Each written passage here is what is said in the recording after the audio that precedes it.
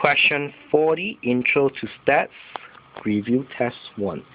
This last question says that annual snowfall in a town can be represented by a normal model of N45, 7.1. This 45 means is your mean, and this 7.1 means your standard deviation. So the question is asking what amount of snowfall would you expect it to be unusually high. Now when they ask you the word unusual, the word unusual in this case means outlier. And then when they ask you unusually high, that means they want you to find the outlier that is high above the fence. That means you're talking about upper fence here. Okay? So how do we figure out outlier in this case? Now there are three ways for us to find outliers: box plot,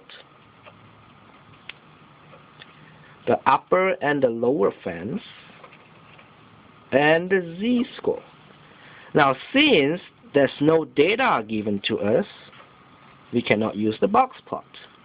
Now the upper and lower fence is given us by Q1 and Q3. You can find Q1 and Q3, but it's a lot of work. So actually you can do step 2, but it's just a bit more work. What's the easiest way for us to find is the z-score. So in this case we are looking for a z-score that is above 3. Then we can consider that as an upper outlier. So in this case we use the z-score formula, which is the value minus the mean over by the standard deviation. So we know the z-score is 3 because anything above 3 we'll consider as outlier. The value, we do not know the value. The mean is given us by 45, and the standard deviation in this case is given us by 7.1. So in order for us to solve for x, we multiply both sides by 7.1.